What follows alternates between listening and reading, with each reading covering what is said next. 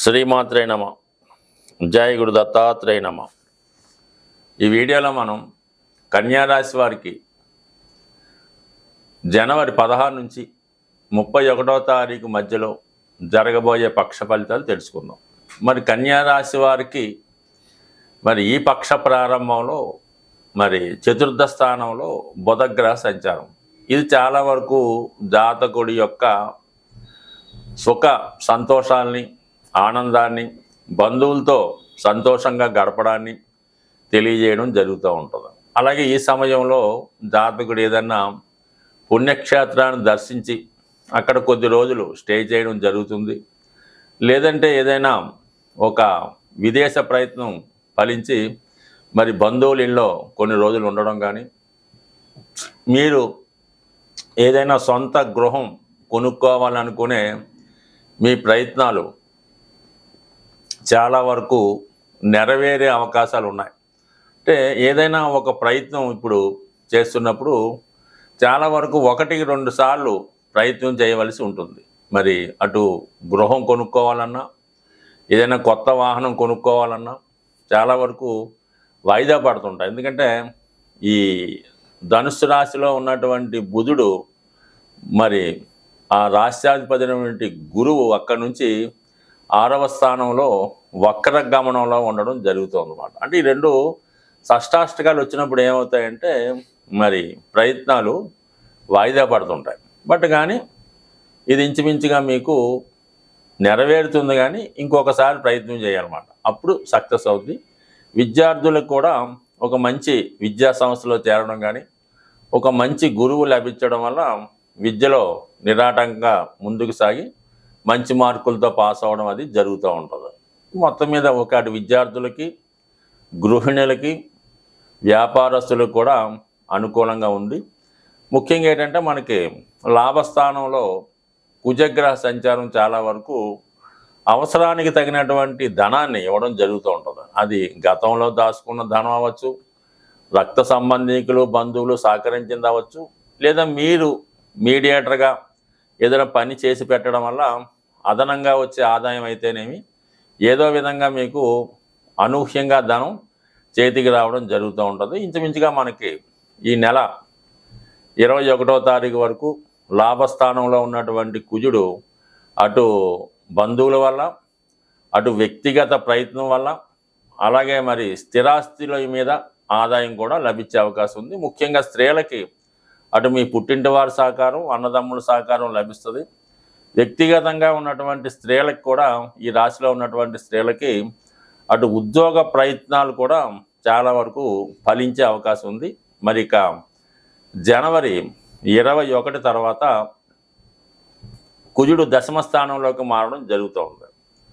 ఖచ్చితంగా జనవరి 21 తర్వాత కన్యా రాశిలో వారికి ఉద్యోగపరమైనటువంటి మార్పులు తప్పనిసరిగా వచ్చే అవకాశం ఉంది. అంటే ఏదైనా అటు తృతీయాధిపతి దశమంలోకి వెళ్ళడం, అష్టమాధిపతి దశమంలోకి రావడం, ఈ రెండు కూడా జాతకుడికి అటు ఉద్యోగం మారవలసి రావడం కానీ, ఏదో కారణం వల్ల ఉద్యోగంలో ఇబ్బందులు వచ్చి వ్యక్తిగతంగా జాతకుడే మానివేయచ్చు, లేదా సడన్గా సంస్థకి ఏదో ప్రాబ్లం రావడం వల్ల మీ ఉద్యోగానికి భంగం కూడా కలగవచ్చు.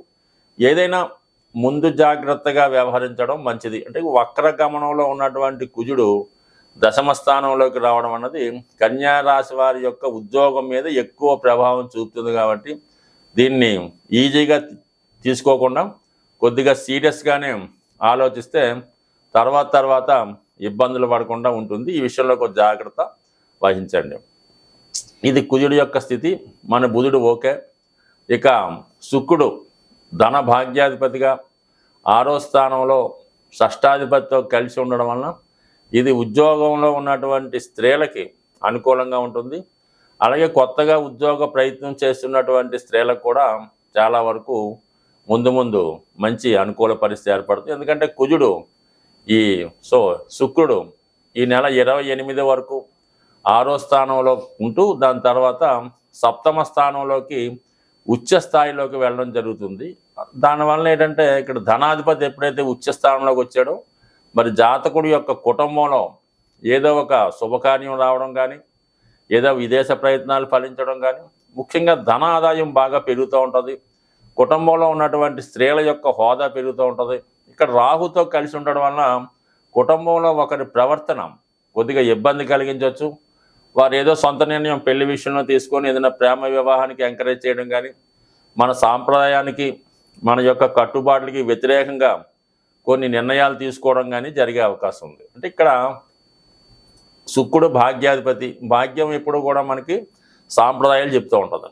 రాహుతో కలడం వల్ల సాంప్రదాయ విరుద్ధంగా జరగడం, ముఖ్యంగా వివాహం, కుటుంబ స్థానం అయితే వ్యక్తిగతంగా మీరు కానీ మీ కుటుంబంలో ఒకరు కానీ ఈ విధంగా కొద్దిగా సాంప్రదాయానికి విరుద్ధంగా కొన్ని నిర్ణయాలు తీసుకునే అవకాశం ఉంది. అంటే పెళ్లి విషయమే కాదు, ఏదన్నా కొన్ని సంఘంతో అనుకూలంగా లేనివి, చట్టానికి లోబడి కాకుండా చట్ట వ్యతిరేకంగా ఉన్నలాంటి వాటిలో ఇటువంటి జరిగే అవకాశం ఉంది. కాబట్టి కొంతవరకు జాగ్రత్త వహించడం మంచిది. బట్ ఏదైనా శుక్రరాహుల కలయిక జాతకుల్లో అనూహ్యంగా లగ్జరీ లైఫ్ పెరుగుతూ ఉంటుంది, వ్యసనాల మీదకి ఆసక్తి పెరుగుతూ ఉంటుంది, కొత్త కొత్త పరిచయాలు కలుగుతాయి.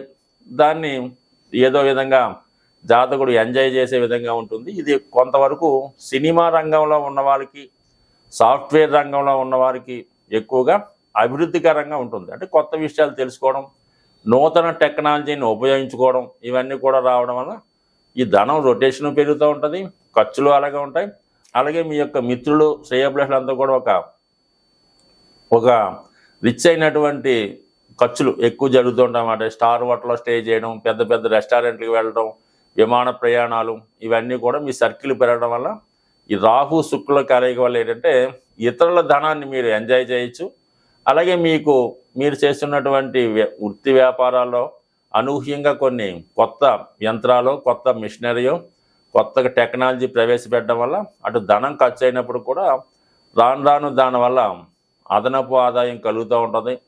వ్యక్తిగతంగా మీకు చాలా వరకు పని సులువవుతూ ఉంటుంది అన్నమాట. సో ఏదైనా మరి ఈ రాశి వారికి చాలా వరకు గ్రహాలు అనుకూలించడం, ముఖ్యంగా శుక్రుడు ఉచ్చులోకి వెళ్ళిన తర్వాత ఈ మే నెల అంటే జనవరి 28 తర్వాత అనూహ్యంగా కొన్ని మార్పులు అటు కొంతమందికి అనుకూలంగాను మరి కొంతమందికి ప్రతికూలంగా జరిగే అవకాశం ఉంది. కాబట్టి బట్ ఏదైనా ఈజీ మనీకి, వ్యసనాల బారికి, అటువంటి మిత్రుల దగ్గరికి తాత్కాలికంగా దూరంగా ఉంటేనే మంచిది. గోచార ఫలితాలు గమనిస్తున్నప్పుడు ఈ వార ఫలాలు, పక్ష ఫలాలు, మాస ఫలితాలు కూడా తొందరగా ప్రయాణించే గ్రహాలు అంటే కేవలం శుక్రుడు, బుధుడు, కుజుడు, రవి, ఈ 4 గ్రహాలు బేస్ చేసి మనం ఈ మాస ఫలితాలు చెప్పడం జరుగుతూ ఉంటుంది. జనరల్గా నెలకు ఒకసారి రవి రాశి మారుతూ ఉంటాడు కాబట్టి రవి గ్రహం మోస్ట్ ఇంపార్టెంట్గా ఫలితాలు ఇవ్వడం జరుగుతూ ఉంటుంది. ఒక రాశిలో మరి ఈ గోచార ఫలితాలు ఎలా ఉన్నాయంటే ఒక రాశి వారికి ఆ రాశి యందు శుభగ్రహం ఉన్నప్పుడు ఆ ఫలితాలు వీళ్ళకి చాలా అనుకూలంగా ఫేవర్గా రావడం జరుగుతూ ఉంటుంది.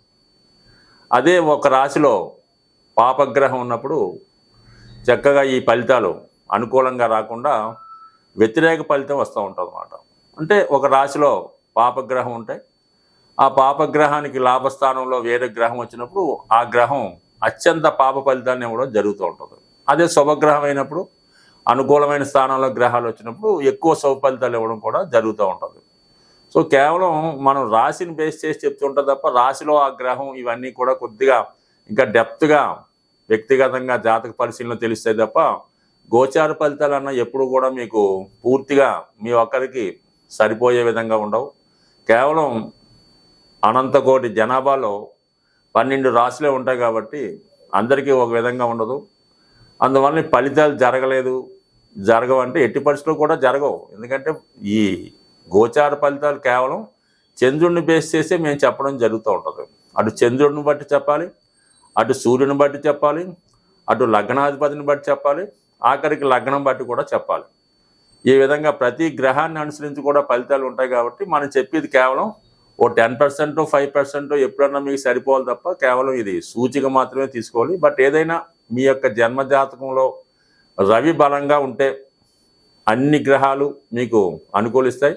మరి ప్రస్తుతం మనకి ఈ జనవరి 14 నుంచి ఉత్తరాయణ పుణ్యకాలం ప్రారంభమైంది. అంటే రవి యొక్క గమనంలో ప్రస్తుతం మకర రాశిలో ప్రవేశించి నెమ్మదిగా మేషరాశిలో ఉచ్చ పొందుతూ వెళ్ళటం జరుగుతుంది. కాబట్టి అంటే రవి రాను రాను బలవంతుడు అవుతూ ఉంటాడు.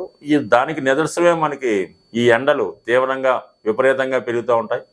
సో అందువల్ల ఈ సమయంలో మీరు రవిగ్రహాన్ని ఆరాధించడం వల్ల, అంటే రవిని ఆరాధించడం అంటే ప్రతిరోజు సూర్య నమస్కారం చేసుకోవడం, ఆదివారం నియమంగా ఉండడం. ఎవరైతే వృద్ధులు కొంత ఖాళీగా ఉన్నారో, అనారోగ్య సమస్యలు ఉన్నాయి, పిల్లలకి పెళ్ళిళ్ళు అవ్వటం లేదు, ఏ విధంగా కలిసి రావట్లేదు అనుకున్న వాళ్ళు ఒకసారి ప్రయత్నం చేసి చూడండి. రామకోటి రాసే ప్రయత్నం చేయండి. మరి అది మీకు నెమ్మదిగా మీ కుటుంబ సమస్యల్ని సాల్వ్ అయ్యే విధంగా పనిచేస్తుంది. లేదా ఆదిత్య హృదయాన్ని వినటం, అంటే పూర్తి అర్థం తెలుసుకొని దాన్ని మనం పారాయణ చేయాలి. అలాగే రామాయణాన్ని విన్నా చదివినా, మరి ప్రవచనకాలు చెప్పింది విన్నా కూడా బాగుంటుంది. రాముని చరిత్ర తెలుసుకున్న రామరక్షా స్తోత్రం అని ఉంటుంది. అది రామబాణంలాగా ఎంత గొప్ప సమస్యలైనా పరిష్కరించే అవకాశం ఉంది. సో ఈ విధంగా మీరు ప్రయత్నం చేయండి. ఇది కాకుండా ఇంకా సులువైన మార్గం ఏంట్రా అంటే శివునికి శుభ్రమైనటువంటి మంచినీళ్ళతో అభిషేకం చేయడం. అంటే మీరు కేవలం పుణ్యక్షేత్రాల్లోనూ శివాలయంలోనే కాకుండా మీ గృహంలో కూడా మీరు ఒక పూజా మందిరంలోనో, మీ ఇష్టం ప్లేస్లోనో, లేదంటే మీ యొక్క గోశాల్లోనో ఒక శివలింగాన్ని టెంపరీగా ఏర్పాటు చేసుకొని చక్కగా స్ఫటికలింగాన్నో రాతిలింగాన్నో పెట్టుకొని చక్కగా అభిషేకం, పెద్ద మంత్రాలు కూడా అక్కర్లేదు, కొద్దిపాటి మంత్రంతో మీరు శివుణ్ణి నిత్యం అదే పనిగా ఒక పిచ్చివాళ్ళగా అభిషేకం చేసి చూడండి. ఎంత గొప్ప సమస్య అయినా మీకు సాల్వ్ అయ్యే అవకాశం ఉంటుంది. బట్ ఏదైనా జాతకంలో రవి బలం ఉంటే అన్ని గ్రహాలు అనుకూలిస్తాయి. రవిగ్రహం అనుగ్రహం ఉండాలంటే ఆదివారం కంప్లీట్గా నియమంగా ఉండాలి. అలాగే ఆదిత్య హృదయం పారాయణ చేసుకోవాలి. పెద్దవారి అంటే ముఖ్యంగా తండ్రి గురువు సమానమైనట్టు వారిని దైవంగా భావించి సాధ్యమైనంత వరకు వారికి సేవ చేయక్కర్లేదు, కేవలం మర్యాద ఇస్తే చాలు. స్వస్తి.